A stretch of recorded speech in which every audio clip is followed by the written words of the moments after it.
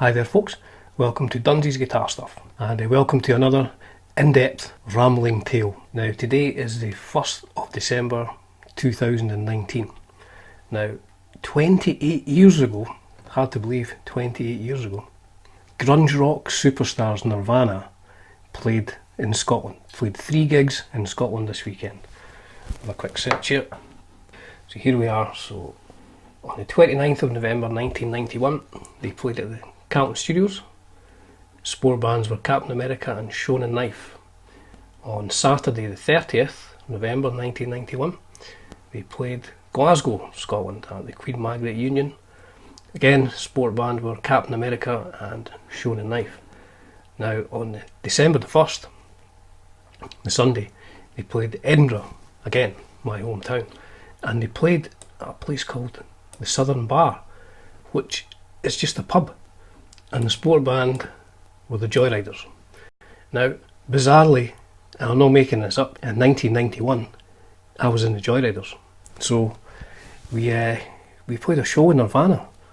Although it was only Dave and Kurt, they turned up and played a few acoustic songs in a tiny little Edinburgh pub.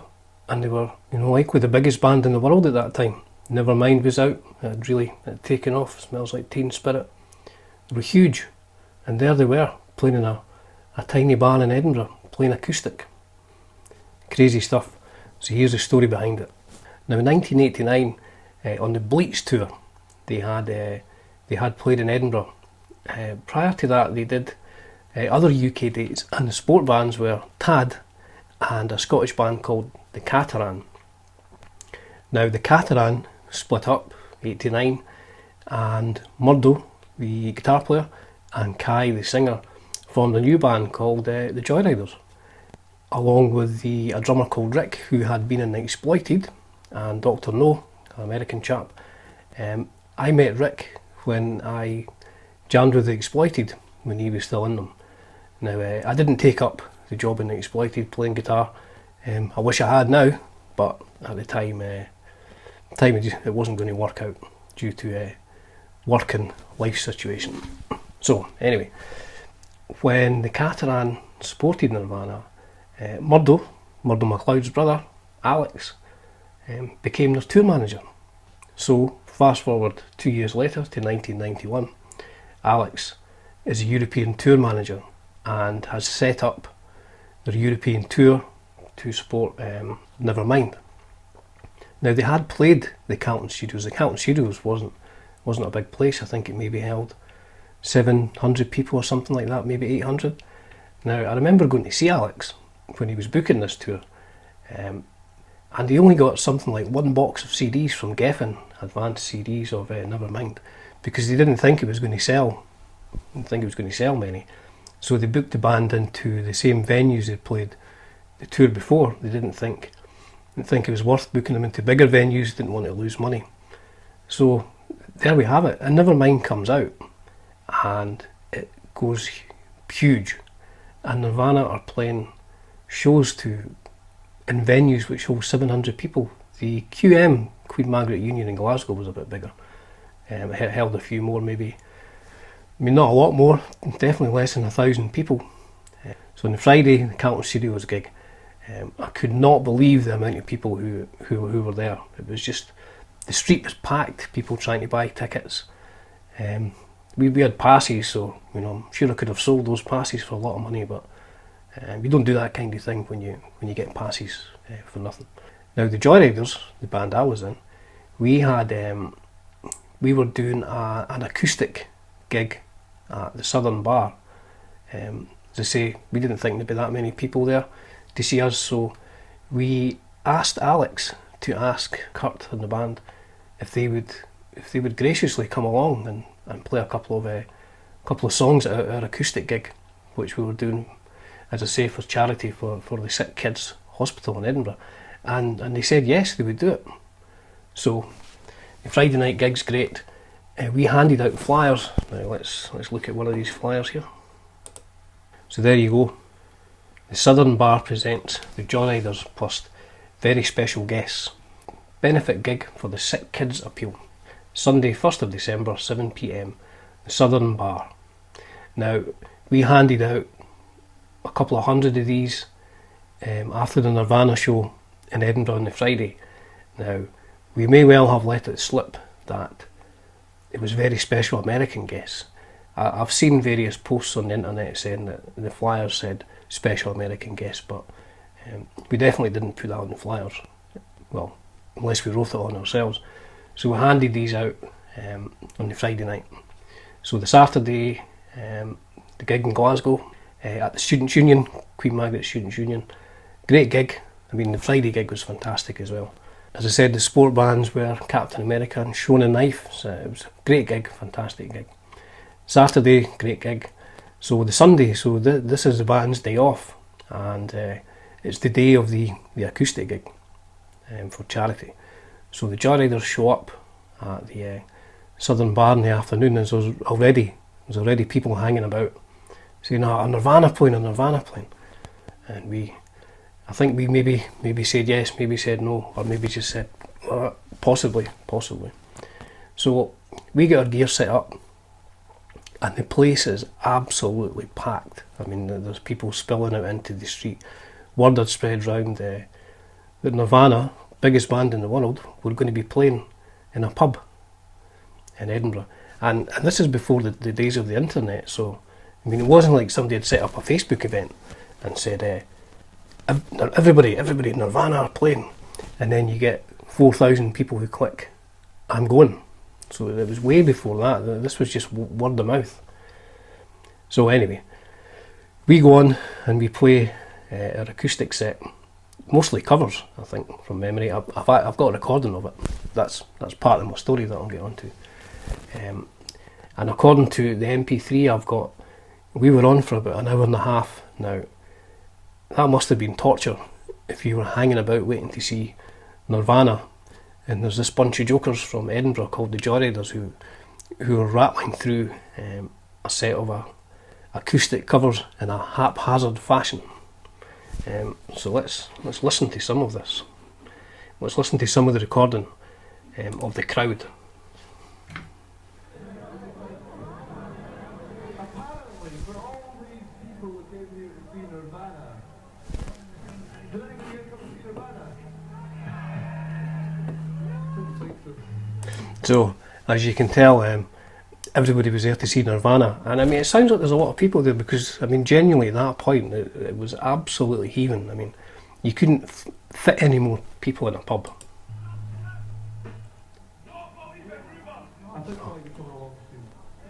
Did you hear that Scottish guy shouting, "Don't believe in rumours"? Because what I remember from the night was that the atmosphere was getting a bit tense. I mean, it was bad enough when we were playing because, you know, people were there to see Nirvana. But later on, because there was quite a gap between when we finished and Nirvana started, it was getting quite heated.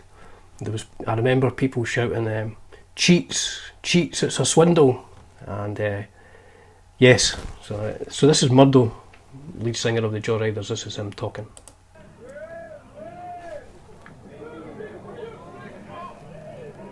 You hear that? Someone shouting, "They better be for your sake, pal."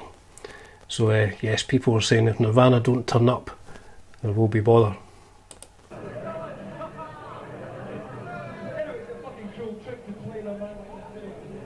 Right, tomorrow night, Monday night, Portrush Street Union, go and see Gila Monster.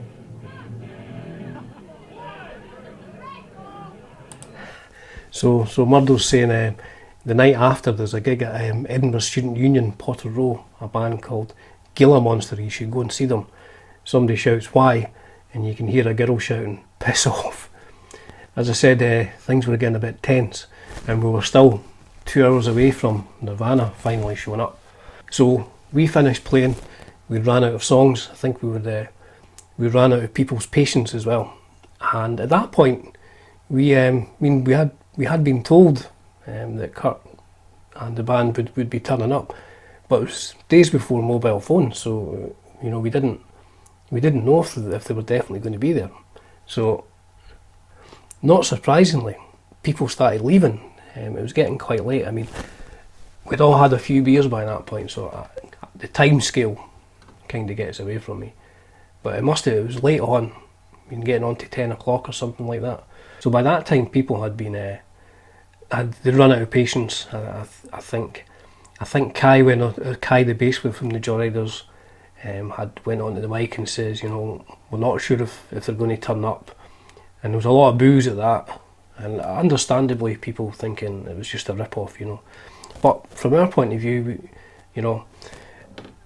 our singer's brother had spoke to the band, and they said they would be there. Now, Kurt wasn't in the best of health at that point. He seemed to be suffering from the cold, and they all looked pretty tired, had a hard tour. So I mean, if they hadn't showed up, then I can perfectly understand why. But about 10 o'clock, the band showed up. Well, it was Kurt, Dave and Alex, the tour manager. Chris didn't feel well enough. He stayed in the hotel in Edinburgh. And by that point, now this is just my memory here, by that point I think there must have been about 40 people left, maybe 50.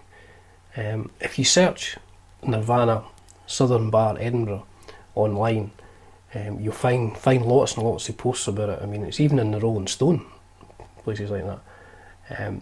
That the numbers were anything. People say, there was only a dozen people left, to people say there was 2 dozen.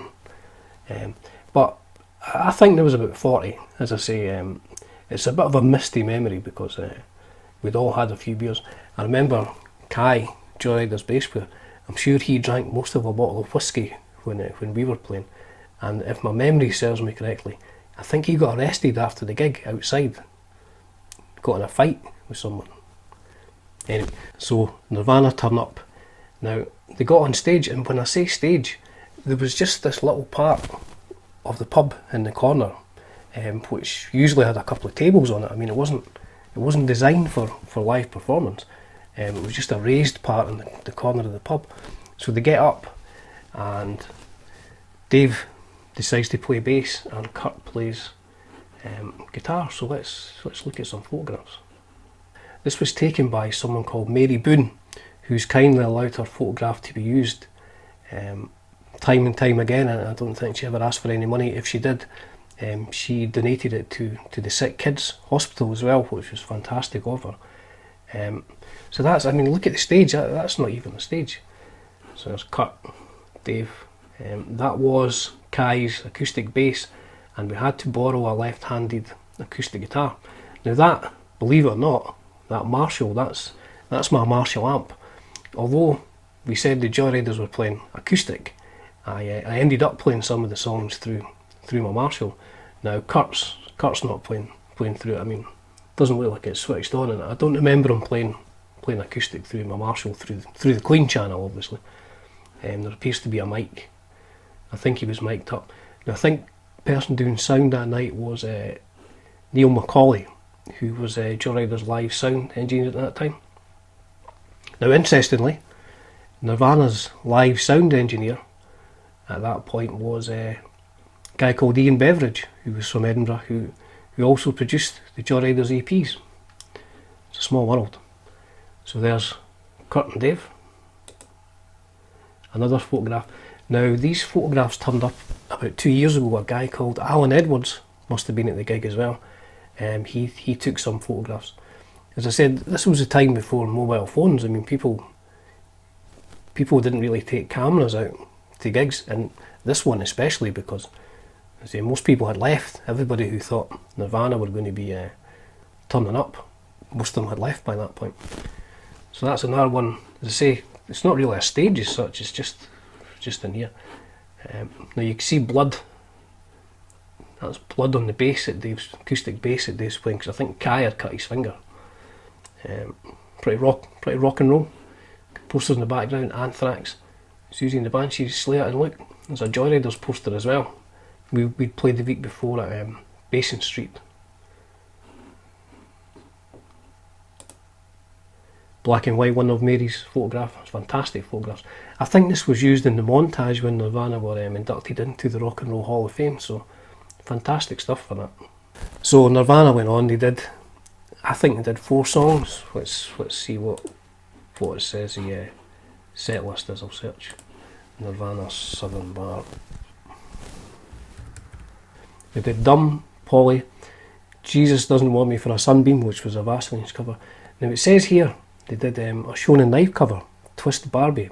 Now I have to admit I don't remember that at the time. So for the people who stayed, it was just fantastic. Had a pint with Dave at the bar. Dave had a couple of beers. Kurt was quite quiet. I didn't speak to him much. I did when I went down to the toilet to have a pee. He was there, and I did say, thanks very much for doing this. It's really appreciate this. It's all the money's going to a sick kids' hospital, and he seemed quite pleased with that. So that's what happened. Now, about 5 years ago, 2014, no recording of this gig had ever turned up, and only one photograph had turned up, the one that Mary took. But 5 years ago I was doing a gig with a band I was in called Dead Eyes Open. The gig was in Glasgow, and I was at a merchandise stall, and a guy came up to me and says, "Hi Dunsey, you used to be in the Joyriders." And I mean, I don't look anything like I did when I was in the Joyriders. And I was like, yeah, I did.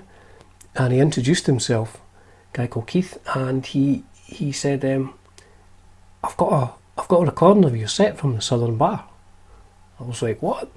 You recorded the Joyriders? And he said, yeah, I recorded the Joyriders and I recorded Nirvana. I couldn't believe it. Could not believe it.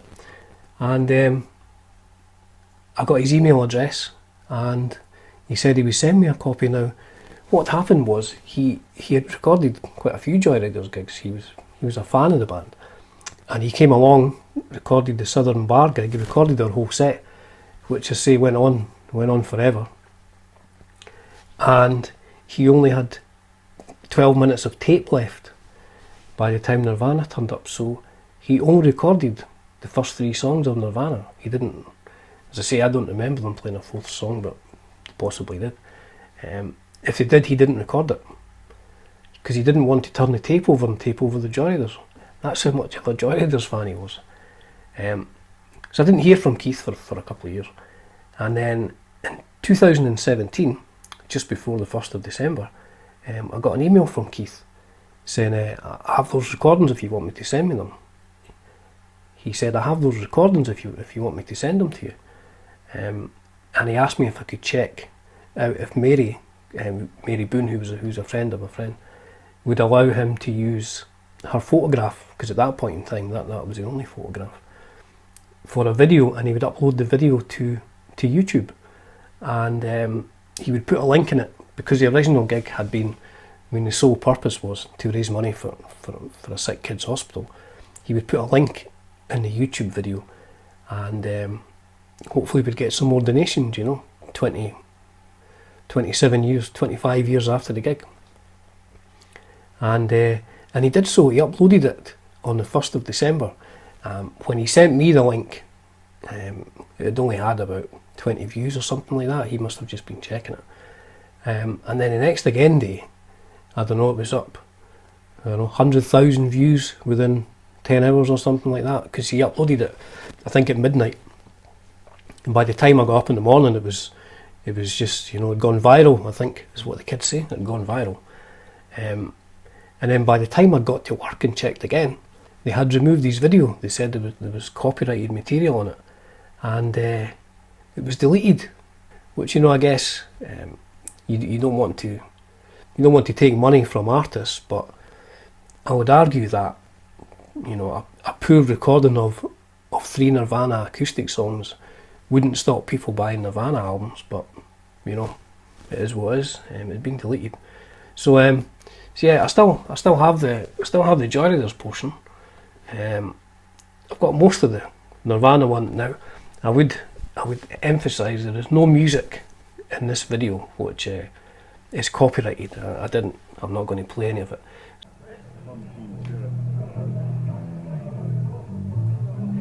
It sounds like there's quite a few people there. Say, my recollection is there was about 40 people there.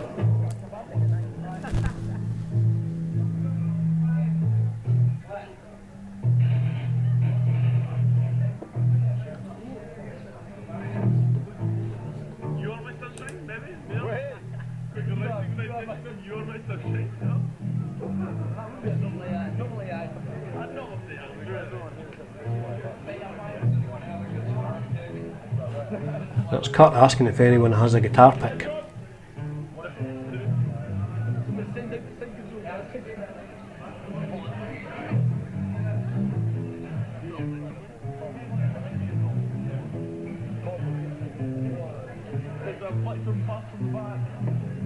There's a plectrum pass from the back.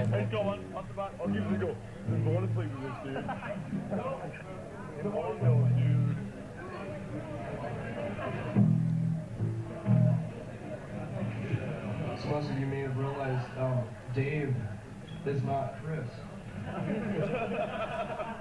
Dave plays drums. He doesn't know how to play bass. I only know Rush songs.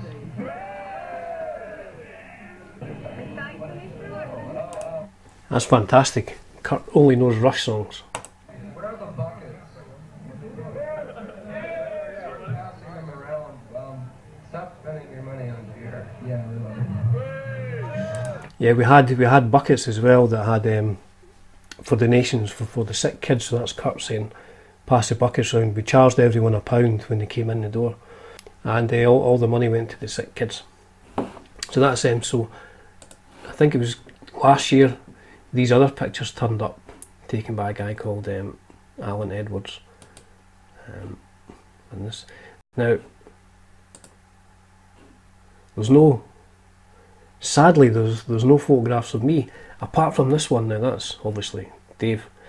That's Alex, tour manager, Murdo's brother, top chap, and that's the back of my head. If only I'd been facing the other way, I'd be captured, be famous. Unlikely. So Alan Edwards shared these photographs a couple of years ago, and it was fantastic that he took them. He obviously was one of the guys and girls that hung about. Now you can see there's still quite a few people there. It's not, and that's I think that's after they played. So that's my Nirvana story from 28 years ago today.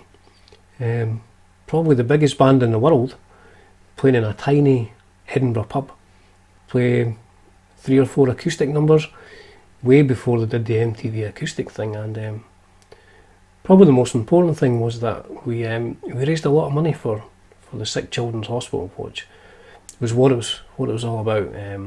And it was fantastic of the band to take time out of their busy schedule to come and help us out, and for Alex to organise this. So there you have it.